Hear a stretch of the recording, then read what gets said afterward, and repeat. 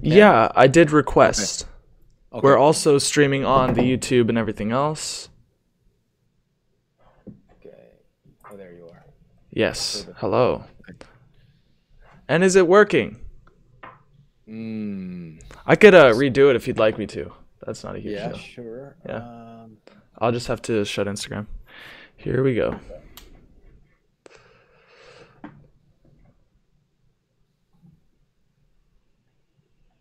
Here we go.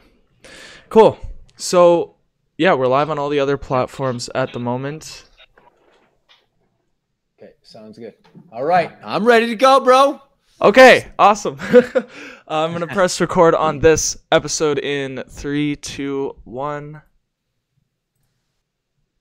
Leaders and healers, gamers and claimers, ladies and gentlemen from around the universe, from around the globe, from around the community, wherever you are on the planet, in the universe, in your car, listen to this podcast passively or actively on your cell phone, on your iPad, or whatever device you're listening to on this podcast. I am so joyed, jacked up, and ready to go on this podcast, on the Power, Purpose, and Passion podcast. I am your host, Anthony Cheam, speaker, author, life coach, trainer, friend, father, brother, son, entrepreneur, just lover of life, wanting to give and share as much wisdom and power, purpose, and passion as I humanly possibly can give to you each and every single moment of my life. And as I enter into the next, into my 40s, I turned 40 a couple of days ago. I'm jacked up, and I honestly feel better now than I did 15 years ago. And I'm ready to give to you even better and the best of what I've got each and every episode. That is my intention, to give you as much as I can each time. So thank you for joining us. This is a podcast where you help you claim your power, clarify your purpose, and cultivate your deepest, widest, and highest passions possible,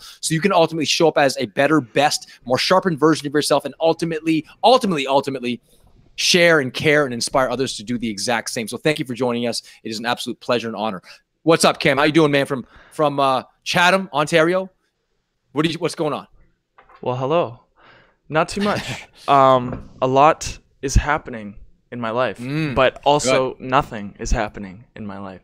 I've been absolutely so present and like in the moment lately. I just can't even express it with words, the feeling that I have. It's almost as if my life has always been like this. I just haven't been able to see it. I haven't been able to notice how chill the moment really is, and how blank slated life is, and I could do whatever I want. It's nothing but an opportunity.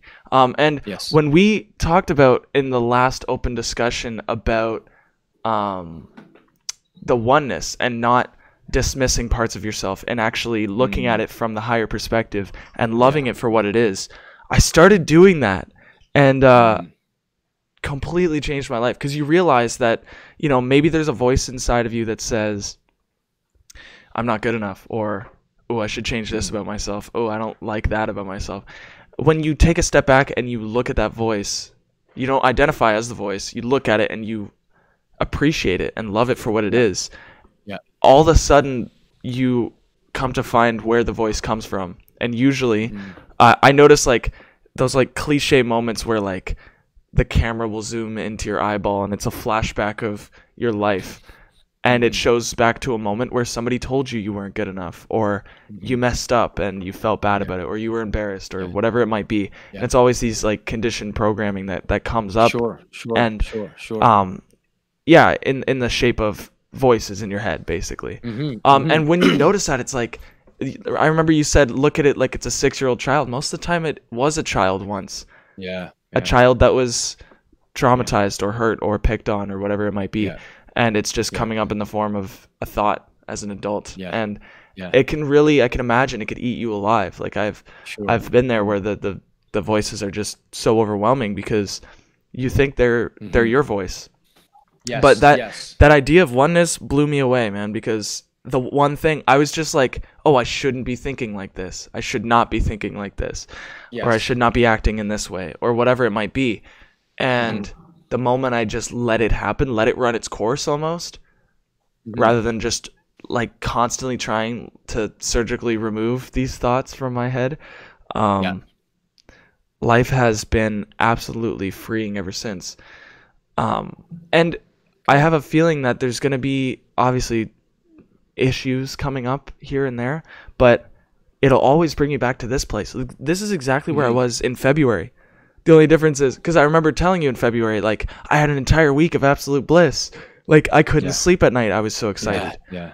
And then brought back down to Yes. whatever, right? To reality, right? The reality. Yeah. And Got so, it. but I'm actually back at the exact place I was February. The only difference is I feel even more indestructible in the sense that there are like, I'm not identified with the thing that is conquerable, that is like that can be affected, that can be you know.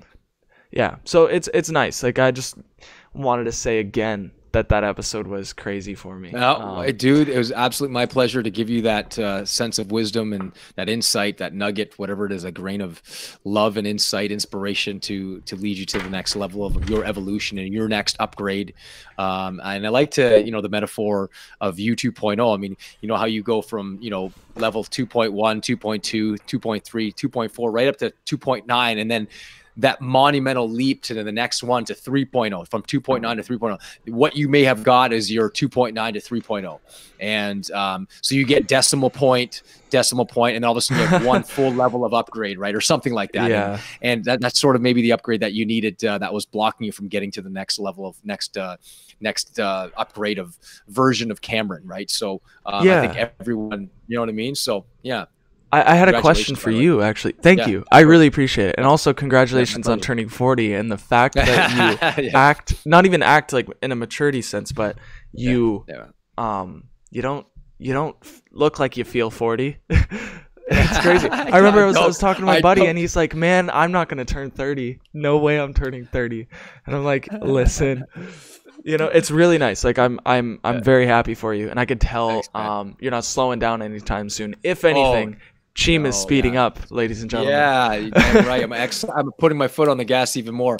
No, I truly believe, as I honestly feel better now than I do 15 years ago. I'm healthier, I'm wiser, I'm wealthier in all the areas of my life, spiritually, physically, mentally, emotionally. Relationships are just booming. My relationship with my wife is just the best it's ever been. My relationship with my kids are just extraordinary. My relationship with my clients, friends, family, acquaintances, colleagues. It's extraordinary. And in that, I'm so absolutely blessed and grateful that I made it this far in terms of my physical or my chronological age, but I feel like I'm still in my 20s in terms of my biological age. So thank you for pointing that out. And I feel amazing. You're right. And for me, in this podcast has been such a revolution for me personally, so that I can stretch myself and be better and live better and love better and give more to the community abroad and to make an impact, whether it be one person or a million people. It really doesn't matter in terms of numbers, because love has just flown through me in ample amounts and infinite amounts. And I'm just here to share it in whatever role I play and whatever delivery system I'm using. So, and this podcast is probably the last podcast before we hit Christmas, and we're 5 days away, just because tomorrow I got to pick my kids up from school early, and then we got a bunch of afternoon activities designed because we got a Christmas party tomorrow night, Christmas party Saturday night, and then we got Christmas Eve and Christmas Day. That is unbelievable. So we got so much. But Merry Christmas to everyone, to all the podcast viewers throughout the year. We're so absolutely grateful and blessed that you tune in each week, each day, wherever you are in the planet, and you're supporting our vision to help the world be better and live better and love more. So thank you for that. And, I love these open discussions too, because at the end of the day, Cameron, when it comes to full acceptance of who you are and full acceptance of how life is, one of the things that really kind of resonated with me when I was getting spiritual direction and studying spirituality on my own path of meditation and contemplation, centering, prayer, all these things that I do on a consistent basis. And you're almost waiting for that nugget to kind of just come out of nowhere, right? And oftentimes when you least expect it, it actually just arises when you least expect it. And I remember hearing Ken Wilber say, one of his episodes, the phone calls I was on with him, and he remember him saying this. He said, if you want to truly live an unconditional, loving, spiritual, divine life where love is pouring out from you in every aspect and every angle with totally luminous luminosity and brilliance, understand this concept, that if you truly are an instrument of unconditional love, and you are excluding the hater in you, that's no longer unconditional love, because you're excluding hate. You're not unconditionally loving. If you're excluding the parts of your life, the parts of your personality, sub-personalities in your mind and your psyche that you do not like, then it's no longer unconditional love. It's dualistic love. It's human love. It's not divine love. So being able to reach that level of love where you are actually loving, and as I heard James Finley, one of my spiritual heroes, he talked about, not many people can grasp this, but the divine God, unconditional love, spiritual love, outpouring, flowing in one direction, loves Mother Teresa as much as he loves Hitler. And the human brain goes, what? What are you talking about? That man is a horrible human being. And again, we can't understand that and conceptualize it with the human parts of our brain because we live in a dualistic world.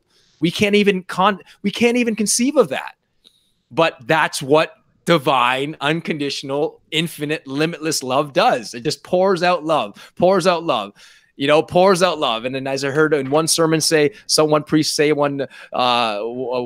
there's no joy in suffering, but the compassion and love that surrounds the suffering. That's when love shows its most powerful ways, when suffering is at its deepest. Grief, pain and sorrow, loss. And that's when love shows its most divine and most powerful force to heal, to transcend, to transform. So, that is one of the biggest things I get to as well as I grow in myself. I certainly haven't reached that level where I'm sitting in meditation and the hater in me or the hate in me, the evil in me start to arise in me.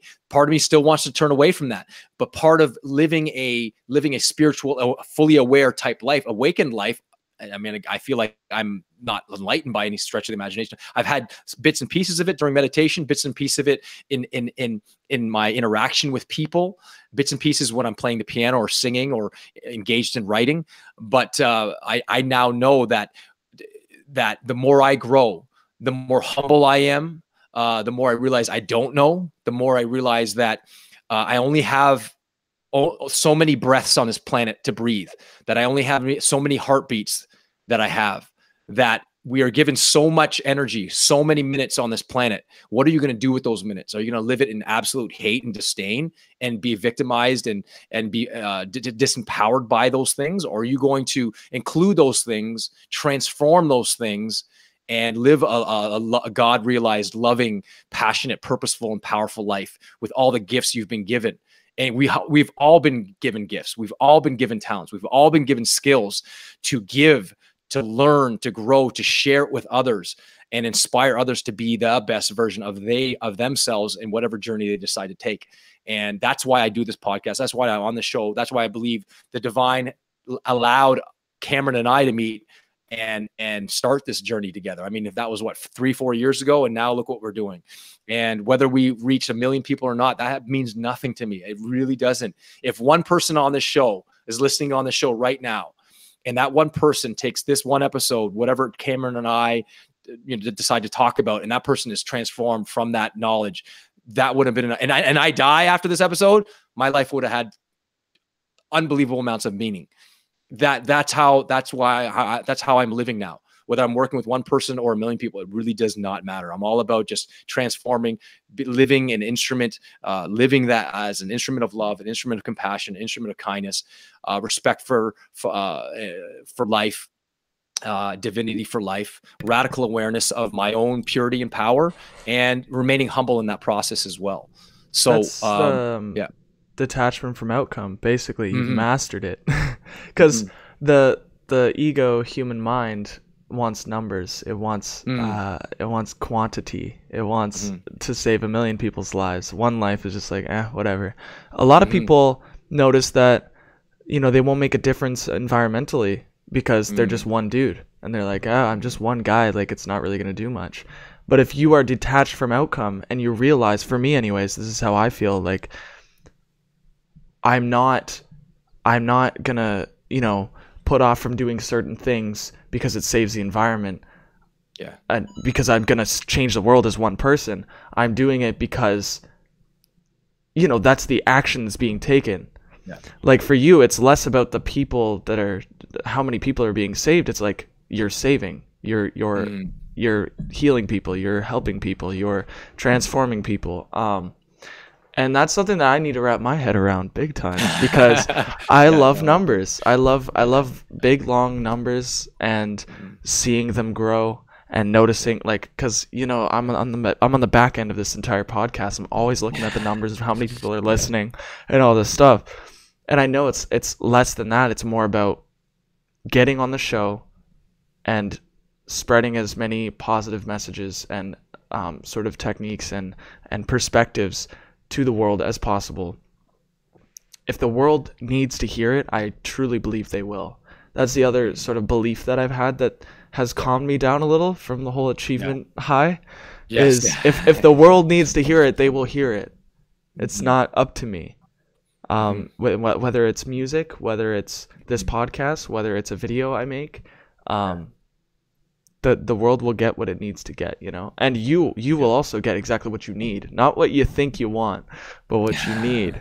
Because there are so many things that if it was, and I'm only 20, it's crazy that I have these realizations so young, because I've sort of had a pretty fast-paced life up until now. I could look back and notice all the things, the different avenues I've gone to that I've really, really wanted to succeed, and they didn't. And because of that, I was brought back to a place where I had to learn, where I had to grow, where I had to reach a higher level of awareness, to the point where, you know, I could be a touring musician right now, but would I be a loving touring musician? Would I be a happy touring musician? It's less about the outcome. The details are so whatever, you know, just like how you said, the unconditional love goes to Mother Teresa as much as it goes to Hitler, because the details don't matter.